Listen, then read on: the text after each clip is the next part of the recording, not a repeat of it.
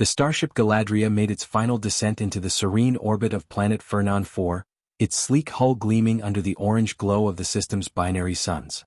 The planet, a peaceful world populated by a diverse collection of galactic species, was a sanctuary for scholars, thinkers, and diplomats alike. The Galadria carried a special group of visitors, a cadre of students from the Intergalactic Academy, all preparing to spend a semester at the prestigious class Theta 7, a state-of-the-art institution dedicated to studying the customs, practices, and technologies of various life forms throughout the galaxy. Among the students were 3 humans, chosen for their expertise in survival tactics, especially on hostile planets, what the Academy's other students referred to as the Deathworlders. As the ship's thrusters powered down, a flurry of nervous whispers buzzed through the classrooms.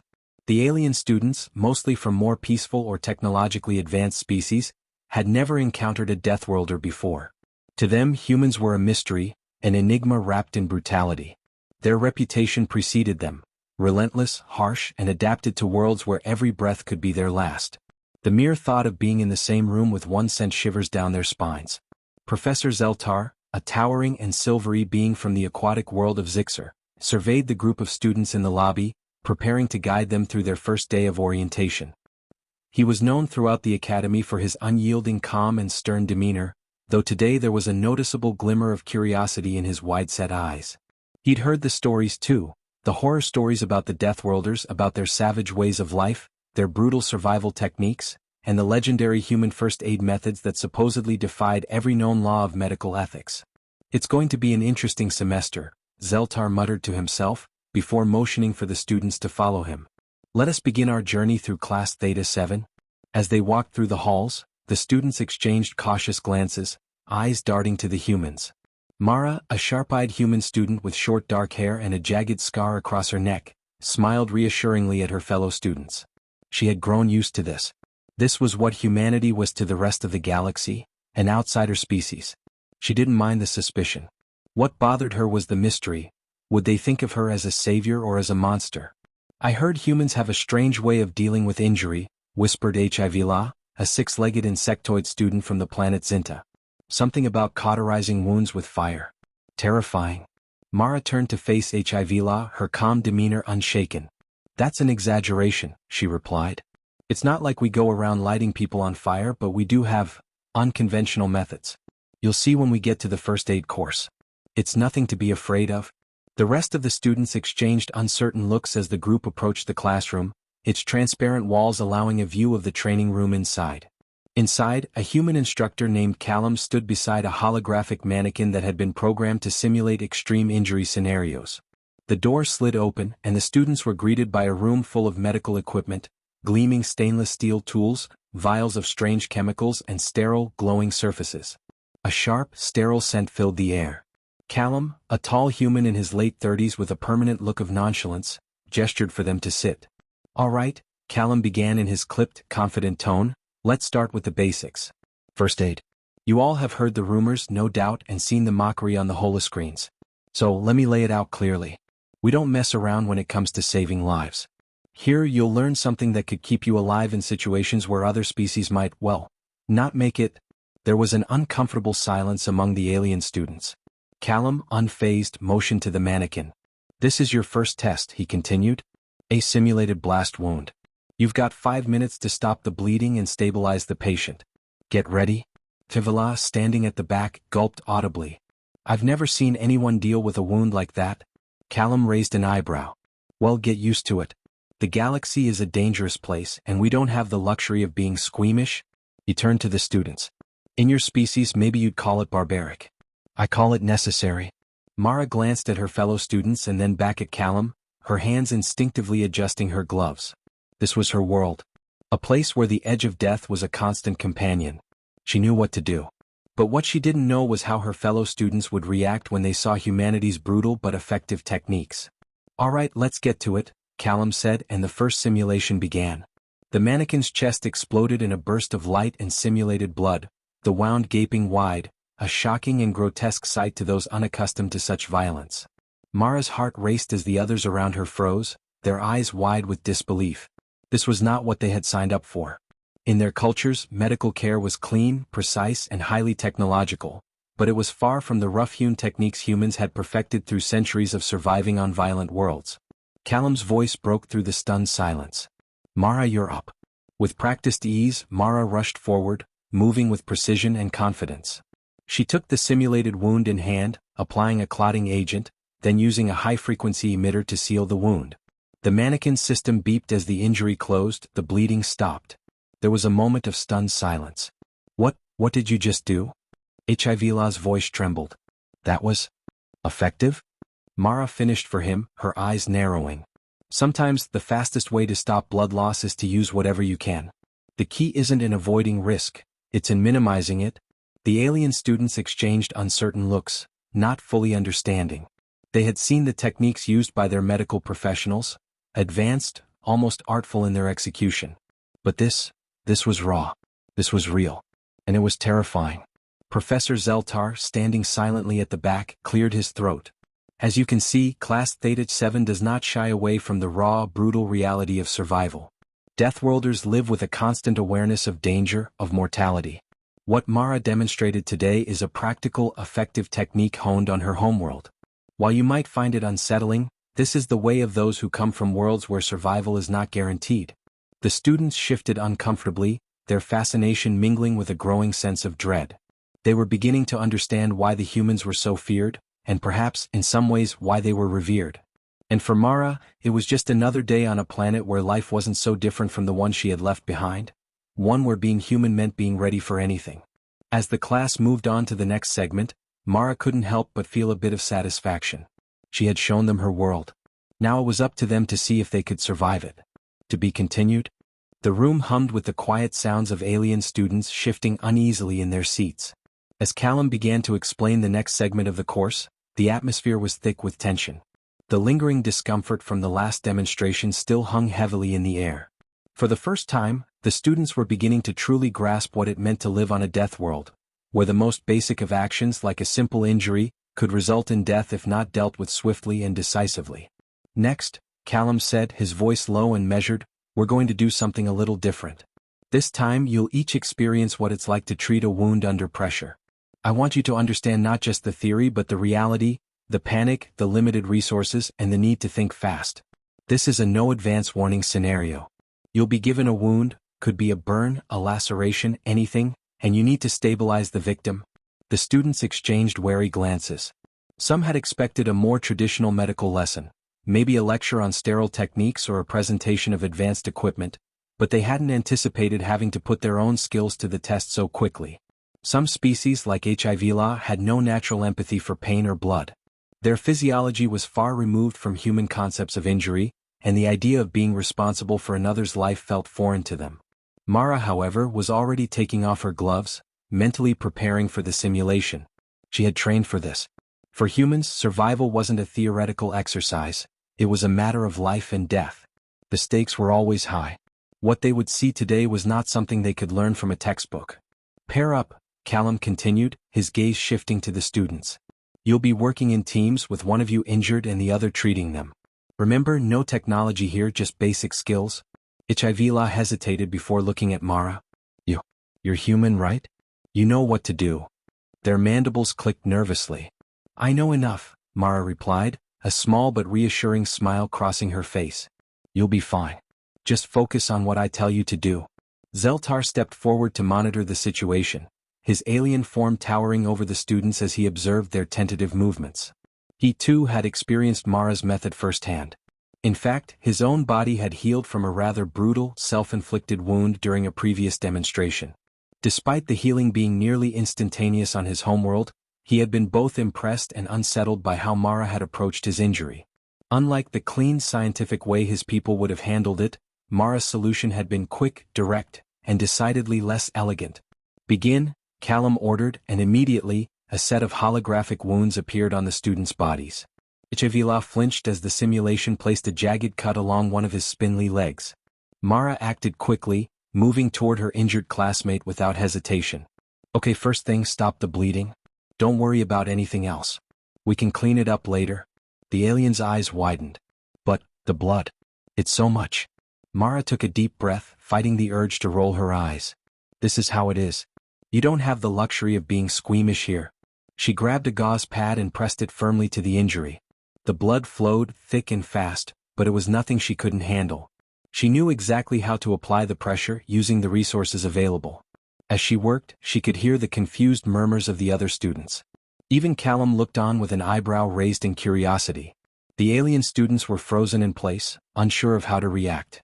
Isha, a delicate, bird-like species with bright blue feathers, watched from the sidelines. "How can you stand the blood?" she whispered to a fellow student.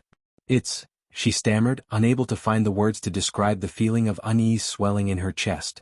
"So violent, so messy." Mara's voice cut through the tension, sharp and focused. "You think this is messy? Wait until you have to stitch someone up under fire. That's when things really get messy." Her words had an unsettling effect. The others flinched, as if her words had somehow cut deeper than the wound she was tending to. It wasn't the blood or the injury that unsettled them, it was the calmness in her tone. She spoke as though the wound before her was just another trivial inconvenience. To the Deathworlders, there was no space for hesitation. For most other species, hesitation might mean death. One of the other human students, Darren, a broad-shouldered man with a steady hand, moved toward Tuisha and her partner, who had suffered a burn on their arm in the simulation. Darren's voice was low but firm. "Look, this is how it goes. You control the bleeding, then you deal with the pain and you prevent infection. If you focus on the big picture, you'll freeze up. Focus on the steps. Slow, steady, like a rhythm." Isha swallowed hard, but she nodded, her feathered face lined with concentration. She had been taken aback by the severity of the scenario, but something in Darren's voice helped calm her. Meanwhile, Mara had successfully applied a tourniquet to HIV's leg. The alien had stopped twitching in discomfort, his mandibles now still as he processed the shock. "You're doing fine," Mara reassured him, tightening the makeshift bandage. HIV's 6 eyes blinked rapidly, an expression of confusion as he took in the human's efficiency. This is not what I expected." "Nothing here is what you expected," Mara said, glancing over at the others. "Get used to it." Across the room, Zeltar stood observing, his analytical eyes taking in the behavior of the alien students. "See, this is the difficulty of interacting with Deathworlders. It's not just the violence, they've learned to accept it. The instinct to survive outweighs the instinct to fear." As the simulation continued, it became clearer. The students were not prepared for the sheer directness of the human approach. For the humans, saving a life was not about avoiding the worst aspects of injury, it was about doing what had to be done, regardless of discomfort or emotion. Ichavila's spindly legs trembled slightly as Mara wrapped up the final steps of the treatment. "You'll walk again in a few hours," she said simply. "But next time we'll do better." Ichavila's eyes softened with gratitude, though he was still visibly shaken. I did not think I could do it. The blood. The pain." Mara chuckled softly, shaking her head. "Yeah, it's tough. But it gets easier, you know? The key is to stay calm. If you let fear in, you're done." Callum clapped his hands sharply, causing the class to jump slightly. "All right, I think that's enough for today. Some of you have shown promise, but we've got a long way to go. For those of you still uncomfortable, let me remind you, this is not the last time you'll face something like this. Not in the galaxy, not in the field." The students stood, their movements hesitant, their minds racing with what they had just witnessed. The fear that had once been an abstract concept had now turned real. It was no longer just about other species and their way of life. It was about their own survival, and they had just learned that survival could look much different than they had ever imagined. As the students filed out of the training room, their conversations were quieter, more subdued. They were beginning to grasp what they had signed up for, and what it meant to be part of the galaxy's most dangerous species. The following morning was cold and quiet in the halls of Class Theta 7. The alien students were still processing the previous day's events, their minds grappling with the rawness of what they had experienced. Mara could sense the undercurrent of tension as she walked through the corridors of the academy, her boots making a rhythmic thud on the polished floor. Most of the students kept their distance, their eyes either averted or fixed on her with a mixture of curiosity and fear. They had seen the human way of dealing with wounds, but they hadn't yet understood the full depth of the lesson. They hadn't seen what came next, the true cost of survival. Mara had been a part of many such training programs, but the reactions of her classmates here were different. These students were not from death worlds, they were not hardened by battle or hardship. They had lived in worlds where nature's cruelty was tempered by technology and medical advancements. They hadn't learned how to make do with the limited resources that Mara had grown up with. They hadn't learned to think on their feet and react without hesitation. But today they would be forced to confront that reality once more. Callum's voice echoed through the loudspeakers as the students filed into the lecture hall, the tension palpable in the air. All right, everyone. Today's lesson is one that will hit closer to home. You've all seen what happens when a wound occurs, but the real challenge comes after the wound is treated. This is where things get uncomfortable. You're going to have to deal with the aftermath, and it won't always be neat. Sometimes the best you can do is stabilize the patient and let them recover. But that doesn't mean you stop. No, you have to push through the discomfort. We're not here for aesthetics, we're here for survival. The holographic instructor flickered to life before the students, its projection a faceless, emotionless entity. We will simulate an advanced treatment situation with complications.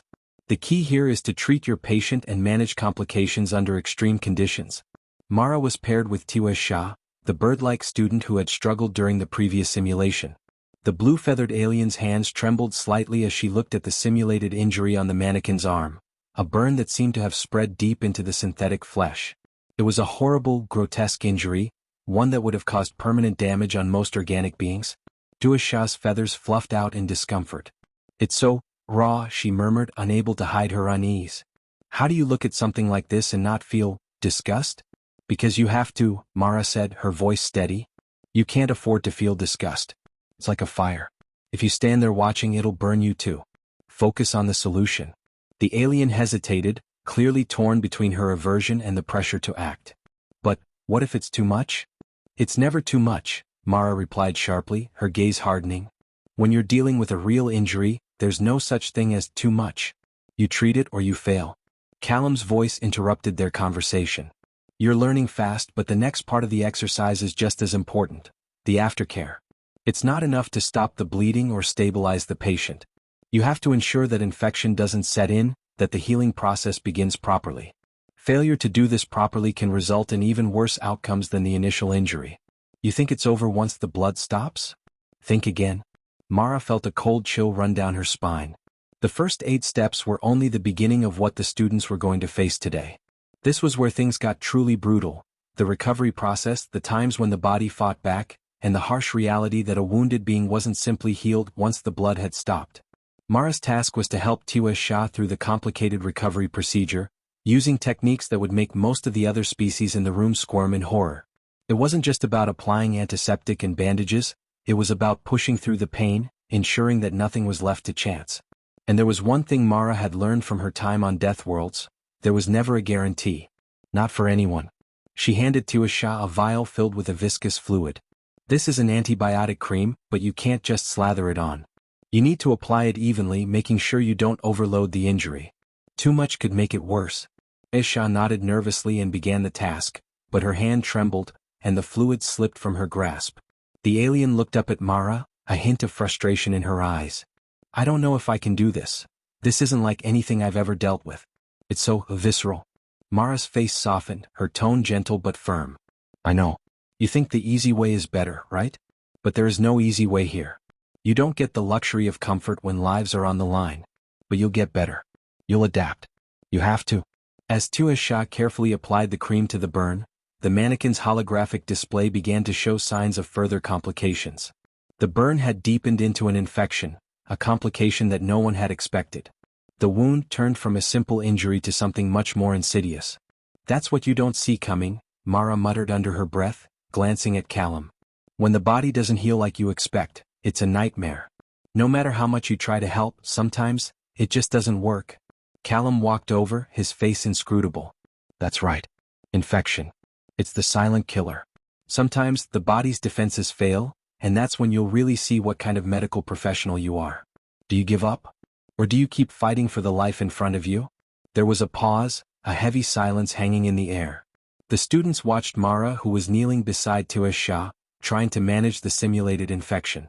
It was painful to watch, the way Mara's fingers pressed gently into the wound, coaxing the healing process to continue despite the odds stacked against her. "What's your plan, Mara?" Callum asked, his tone unusually serious. Mara's mind raced. "I'll need to stabilize the infection, reapply the cream, and monitor the patient. We might have to use a second-tier antibiotic to handle the resistant strain." Her hands moved methodically, her training kicking in as she prepared a secondary solution. She didn't hesitate. There was no time for hesitation. The wound needed attention, immediate attention. She mixed chemicals on the side, feeling the weight of the moment settle in her bones. It wasn't just about saving the patient. It was about proving to herself and to the others that she had what it took to survive in the harshest of conditions. Isha winced as the treatment stung the wound, but she didn't pull away. Instead, she focused on Mara, her eyes wide with admiration.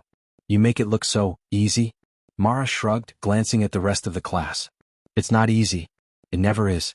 But in a death world you learn to make it look that way. You don't get to back out when it gets hard. You just keep going." As the simulation ended, the alien students sat in silence. They had witnessed the sheer brutality of the healing process. The blood, the pain, the failure, it was all part of the equation. And for the first time, they understood the true nature of survival. It wasn't pretty. It wasn't kind. But it was real. To be continued? The atmosphere in the simulation room was thick with quiet contemplation. The holographic wounds on the students' bodies had faded, the pressure of the exercise receding, but the weight of what they had just experienced still hung in the air. Mara, however, remained focused as she methodically packed her tools away, her hands steady despite the intensity of the last few hours.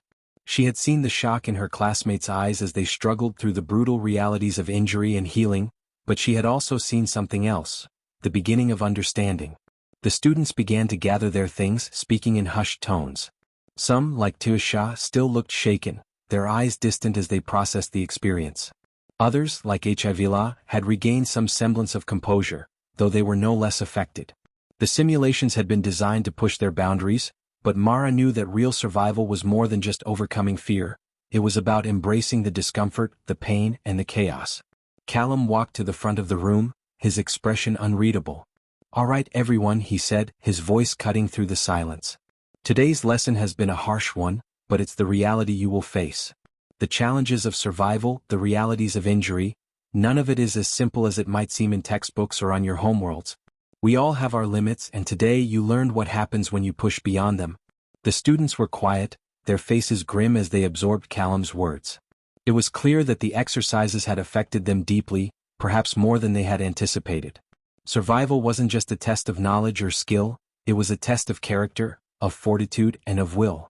Mara looked up at the group, her gaze steady as she spoke. "This isn't just about what you can do with your hands or your knowledge. It's about what you're willing to do for someone else. For a stranger. For a friend. When someone's life is on the line, you don't get to hesitate. You don't get to second-guess yourself." Her words hung in the air, the weight of them settling over the group like a heavy fog. For a moment, no one moved or spoke. It was as though they had all been momentarily transported to another world, one where the harshness of survival was the only reality. But then Tuisha spoke, her voice soft but filled with sincerity. I didn't realize how hard it would be. To see someone in pain, to cause pain even if it's for their own good. It's not something I ever thought I'd face." Mara nodded. "It's a part of it. You can't always save someone without hurting them. Sometimes you have to push through the pain, both theirs and yours, to make sure they survive. That's the part that's hard to teach. The rest of it is just technique." Another student, Zeltar, the tall alien who had watched the previous demonstrations with intense scrutiny, added, "And what happens when you can't save them? What if you do everything right and they still don't make it?" Mara paused, considering the question. She could feel the weight of it pressing down on her chest. "Then you keep going," she said quietly. "Because if you give up, you lose not only that person but you lose yourself. It's about knowing that you did everything you could, even if the outcome isn't what you hoped for." There was a long pause as the students processed Mara's words. In the silence, it became clear that something had shifted within them. The shock of the day's exercises had broken down the walls they had built around themselves, walls of naivety, of detachment, of abstract knowledge, and now they were faced with the brutal truth of what it meant to truly fight for survival. Callum stepped forward, his face stern. "You've all experienced something today that no classroom can truly teach. But this is only the beginning. You think you're prepared to face the dangers of the galaxy? You think you can survive on a death world just because you've learned a few tricks?" He paused, his eyes sweeping over the class. "The reality is, you haven't even begun to understand what survival means. That's why I'm going to send you out into the field. Real scenarios, real danger. You won't be alone, but you won't be shielded either. This class has always been about pushing your limits, and it's time to put everything you've learned to the test. But remember, this isn't a game. It's not an exercise. This is the reality of what it means to be a part of the galaxy's most dangerous species. The students shifted uncomfortably. The weight of Callum's words hung heavy in the room. They had known the training would be tough, but now they were realizing the full scope of what they were about to face. This wasn't just about surviving a test or passing a course, it was about learning to navigate a galaxy that didn't care whether they lived or died. Mara stood up, brushing dust off her pants, and turned to face the group. She had seen the fear in their eyes, but she had also seen something else, a spark. The realization that survival wasn't a certainty, but something you had to earn. And it wasn't always about victory. Sometimes it was about knowing you had done everything you could. I've been where you are, Mara said, her voice steady. I've been the one who didn't think I could go any further. But you do. You push past that point. You do what you have to do, even if it hurts, even if you're scared. Because when you're the one standing at the end of it, you'll know you've earned your place. There was a moment of silence before Tuasha spoke again, her voice still soft but stronger than before. I think I understand now. It's not about being perfect. It's about being there. Being ready to do whatever it takes. Mara nodded.